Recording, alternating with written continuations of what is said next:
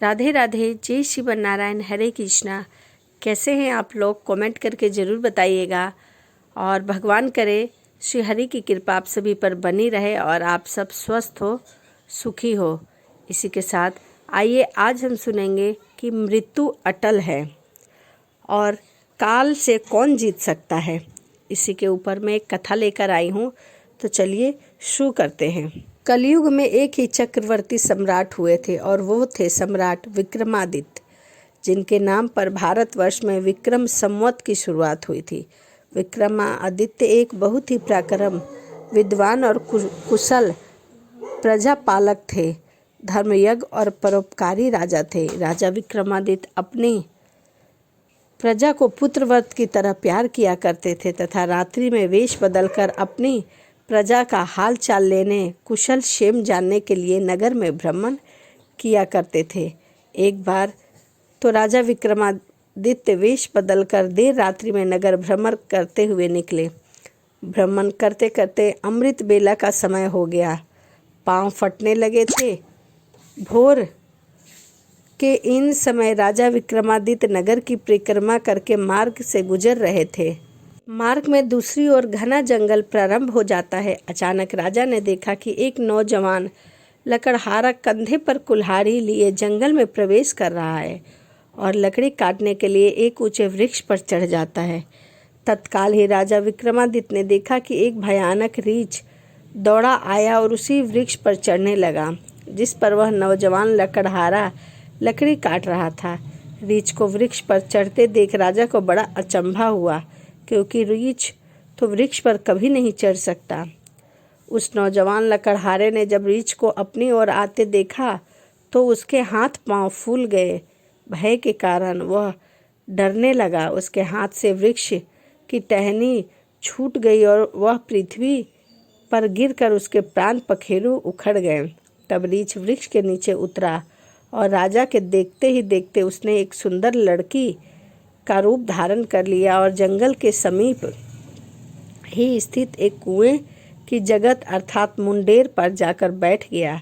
राजा दूर खड़ा कौतूहल से यह सब देख रहा था और सोच रहा था कि यह लड़की बना हुआ रीछ अब क्या करेगा। थोड़ी ही देर में राजा के दो सिपाही जो रात्रि गश्त पर गए थे उधर से आ निकले और इत्तेफाक से दोनों सिपाही आपस में सगे भाई थे। छोटे भाई की नज़र जब कुएं की मुंडेर पर बैठी हुई सुंदर सी लड़की पर पड़ी, तभी बड़े भाई ने बोला, देख भाई, कितनी सुंदर लड़की बैठी है, मेरा मन कर रहा है कि मैं इससे विवाह कर लूं। बड़ा भाई बोला, बड़े भाई के होते हुए छोटा भाई कैसे विवाह कर सकता है? बड़ा होने के नाते पहले मेरा विवाह होगा, उसके बाद तुम्हारा होगा। इसे पहले मैंने देखा है, इसीलिए इससे मेरा विवाह पहले होगा। बड़ा भाई बोला कि हम तो व्यर्थ ही झगड़ रहे हैं, क्यों ना इस लड़की से ही पूछ ले कि ये हम दोनों में से किसे पसंद करती है, वह इस लड़की से विवाह कर लेगा। इस प्रकार आपस में निर्णय कर दोनों भाई उस लड़की के पास पहुँचे। बड़े भाई ने उस लड़की से प्रश्न किया, हे सुंदरी, आप कौन हो और यहाँ क्या कर रही हो? वह लड़की बोली कि मैं पास ही के गांव में रहा करती हूँ और अपने पति की तलाश में निकली हूँ। छोटा भाई बोला, तुम्हारा पति कहाँ है? तुम चाहो तो उसे ढूंढने में हम तुम्हारी सहायता कर सकते हैं। तब वह लड़की बोली, अभी मैं कुंवारी हूँ और किसी योग्य वर की तलाश में निकली हूँ। तब छोटा भाई बोला, हम दोनों भाई भी अभी कुंवारे हैं, यदि तुम चाहो तो हमसे किसी एक से विवाह कर सकती हो। लड़की बोली, मैं तुम दोनों में से एक से ही विवाह कर लूँगी, परंतु मेरी एक शर्त है। दोनों भाई बोले कि क्या शर्त है तुम्हारी? लड़की बोली, तुम दोनों में से जो भी अधिक बहादुर होगा मैं उसी से विवाह करूँगी। इतना सुनते ही दोनों भाई स्वयं एक दूसरे के लिए श्रेष्ठ सिद्ध करने की इच्छा से आपस में युद्ध करने लगे। लड़ते लड़ते दोनों भाइयों ने तलवार निकाली और एक दूसरे के पेट में आर पार कर दिया और इस प्रकार तड़प तड़प कर दोनों भाइयों ने अपने प्राण को त्याग दिए। तब वह लड़की जोर से हंसी और उठकर एक दिशा की ओर चल पड़ी। वह लड़की अब क्या करेगी, ऐसा सोचते हुए राजा विक्रमादित्य भी थोड़ी थोड़ी दूरी रखते हुए उस लड़की के पीछे पीछे चलने लगे। समय बीतता गया। अब सूर्य भगवान भी पूर्ण रूप से उदय हो चुके थे।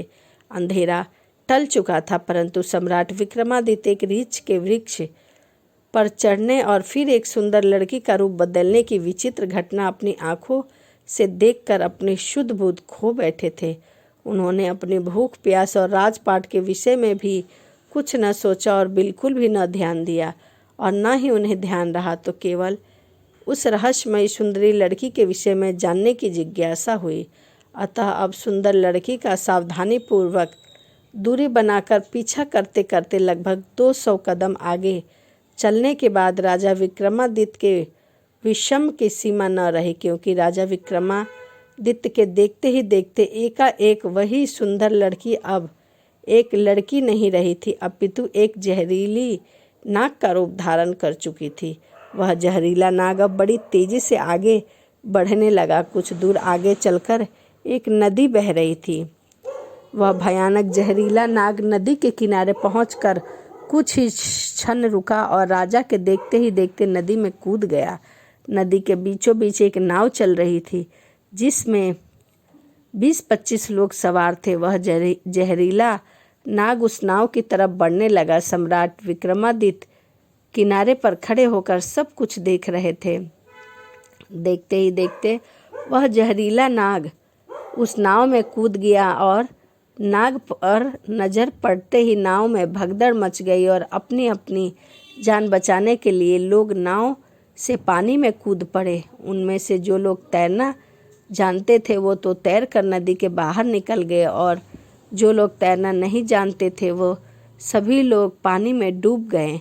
थोड़ी देर बाद जब वह नाग नदी से बाहर निकला और नदी के किनारे किनारे आगे बढ़ने लगा, सम्राट विक्रमादित्य उसके पीछे पीछे चलने लगे। कुछ दूर जाकर विक्रमादित्य को एक बार फिर आश्चर्यचकित होना पड़ा, क्योंकि उस नाग ने एक बार फिर अपना रूप बदला। अब वह एक वृद्ध ब्राह्मण के रूप में था। राजा विक्रमादित्य ने सोचा कि इस भले रहस्यमयी प्राणी के विषय में जानकारी लेने का अब उचित अवसर है, क्योंकि इस समय यह भले एक वृद्ध ब्राह्मण के रूप में है। अब मैं इससे इसके बारे में सुगमता से पूछ सकता हूँ। यह सोचकर राजा विक्रमादित्य शीघ्रता से उस रहस्यमयी ब्राह्मण की ओर बढ़ने लगे। राजा विक्रमादित्य को उस रहस्यमयी का पीछा करते रहे। अब राजा विक्रमादित्य तेज तेज कदमों से चलते चलते उस वृद्ध ब्राह्मण के सम्मुख पहुंच गए और उसे हाथ जोड़कर प्रणाम किया। वृद्ध ब्राह्मण ने भी हाथ उठाकर अभिवादन स्वीकार किया। तभी राजा विक्रमादित्य ने उससे प्रश्न किया कि आप कौन हो? वह बोला, तुम्हें दिखाई नहीं देता? मैं एक वृद्ध ब्राह्मण हूँ। राजा बोला, आप सत्य बोल रहे हो, आप ब्राह्मण तो नहीं हो। वह बोला, तो फिर तुम ही बता दो कि मैं कौन हूँ। राजा बोला, तुम वो नहीं हो जो नजर आ रहे हो। वह बोला, मैं जो कुछ भी हूँ, तुम्हें इससे क्या लेना देना है? तुम अपना काम से काम रखो और अपना रास्ता नापो, मेरे रास्ते में न पड़ो। राजा बोला, मैं सच्चाई जाने बिना आपका पीछा नहीं छोड़ूंगा, आपको सच्चाई बतानी पड़ेगी। वह बोला, मैंने तुझे बताया तो कि मैं एक ब्राह्मण हूँ। राजा बोला, अब आप मुझसे झूठ नहीं बोल सकते। मैं आपका तब तक पीछा करता रहूँगा जब तक आप रीछ नहीं बन जाते हैं। उस समय आपने उस नौजवान लकड़हारे को मारा, फिर आप एक सुंदर लड़की बने और उन दोनों सिपाही भाइयों को एक दूसरे के ही हाथ से मरवा दिया। उसके बाद आप फिर से एक जहरीले नाग का रूप धारण करके नदी में छलांग लगा दी और नदी पार कर रहे नाव में घुसकर कई लोगों को मार दिया। तुम्हारी दशहत के कारण नाव में सवार यात्रियों में भगदड़ मच गई, नाव पलट गई और आधे यात्री नदी में डूबकर मर गए। अब आपने वृद्ध ब्राह्मण का रूप धारण किया हुआ है, अब सीधी तरह से सच सच बता दो, आप कौन हो? वह बोला, यदि न बताऊं तो? यह सुनकर राजा ने अपनी तलवार निकाल ली और बोले, मैं फिर मारने के लिए तैयार हूँ तुम्हें, और तुम मरने के लिए तैयार हो जाओ। तुम जानते नहीं यह राजा विक्रमादित्य की नगरी है और राजा का वफादार नौकर हूँ। इस धर्मात्मा राजा की नगरी में इतने लोग की जान लेकर तुम जीवित बचकर नहीं जा सकते। अब मरने से पहले जल्दी से यह बता दो कि तुम कौन हो, नहीं तो मैं तुम्हें मार दूंगा। तभी राजा विक्रमादित्य की यह धमकी सुनकर वह वृद्ध ब्राह्मण जोर जोर से खिलखिलाकर हंस पड़ा और बोला कि मैं जानता हूँ कि यह महाप्रतापी सम्राट विक्रमादित्य की राजधानी है, और मैं यह भी जानता हूँ कि तुम विश्व प्रसिद्ध सम्राट विक्रमादित्य हो। फिर भी एक बात जान लो कि तुम मुझे नहीं मार सकते, बल्कि एक दिन ऐसा आएगा कि मैं तुम्हें मरने के लिए विवश कर दूंगा। उसने यह सुनकर राजा विक्रमादित्य सोचने लगे कि जिसने इस वेश में भी मुझे पहचान लिया वह कोई छोटी मोटी हस्ती तो नहीं हो सकता। तभी राजा थोड़े विनम्र होकर बोले, अब आपने मुझे पहचान ही लिया है तो कृपया आप बताइए कि आपका वास्तविक रूप क्या है और आप कौन हैं। तब वह ब्राह्मण बोला, किसी ने सत्य ही कहा है कि संसार में 4 प्रकार के हठ प्रसिद्ध है, राजा हठ, बाल हठ, त्रिया हठ और योग्य हठ। तुम राजा हो, राज्य हठ पर अड़े हो। बिना मेरी सच्चाई जाने तुम मानोगे नहीं, इसीलिए मुझे बताना ही पड़ेगा कि मैं कौन हूँ। हे राजन, अब ध्यान लगाकर सुनो कि मैं कौन हूँ और तुम्हारी राजधानी में मैं क्यों आया हूँ। तब उस वृद्ध ब्राह्मण ने बताना शुरू किया कि हे राजन, मैं तुम्हें बताने आया हूँ कि मैं कौन हूँ। जो भी मैं बताऊँगा एक एक शब्द ध्यान लगाकर सुनना। मेरा नाम काल है। तुम जानते हो कि इस संसार में जितने भी प्राणी जन्म लेते हैं उसकी मृत्यु निश्चित है। इसीलिए इस भूमि को मृत्यु लोक भी कहा जाता है। जब प्राणी माता के गर्भ में आता है तो उसे पूर्णांग बनने के बाद आत्मा उसमें प्रवेश करती है, अर्थात वह संजीव हो उठता है। उसी समय उसकी मृत्यु का समय, स्थान और परिस्थिति अर्थात मृत्यु किस प्रकार से होगी यह भी विधाता की ओर से निश्चित कर दिया जाता है। हे राजन, तुम यह भी जानते हो कि दुनिया के हर प्राणी के जन्म मरण का लेखा जोखा चित्रगुप्त के पास होता है। जब भी किसी प्राणी की मृत्यु आ जाती है वह धर्मराज को सूचित करके, अब क्योंकि सभी प्राणियों की मुक्ति का विभाग भगवान शिव के पास है, अतः धर्मराज उस प्राणी को मृत्यु प्रदान करने की आज्ञा भगवान शिव से मांगता है। जब भगवान शिव आज्ञा दे देते हैं तो धर्मराज उसे अर्थात काल को आज्ञा देता है। तब मैं मृत्यु लोक अर्थात पृथ्वी पर आता हूँ। मुझे यह पता है कि किस प्रकार की, किस समय, किस स्थान पर और किस परिस्थिति में उसकी मृत्यु होगी। मैं उस समय को निश्चय कर कर उसी निश्चित स्थान पर लेकर जाता हूँ, अर्थात पहुँचा देता हूँ जहाँ पर उसकी मृत्यु लिखी गई है, अर्थात निश्चय है। और जिस प्रकार से मृत्यु लिखी गई है मैं उस स्थान पर वैसी ही परिस्थिति और हालात बना देता हूँ। इसीलिए मैं काल हूँ। उस लकड़हारे को मैंने नहीं मारा। राजा विक्रमादित्य बोले, तुम फिर झूठ बोल रहे हो। मैंने स्वयं अपनी आंखों से देखा है कि उस लकड़हारे की मृत्यु का कारण तुम ही थे। वृद्ध ब्राह्मण बोला, बेशक कारण मैं बना था, लेकिन संसारिक लोग तो यही समझेंगे कि लकड़हारे की मृत्यु वृक्ष पर से गिरने से हुई है, वृक्ष की टहनी टूटने के कारण हुई है। और फिर मुझे तो मृत्यु देव धर्मराज के आदेश का पालन करना ही पड़ता है।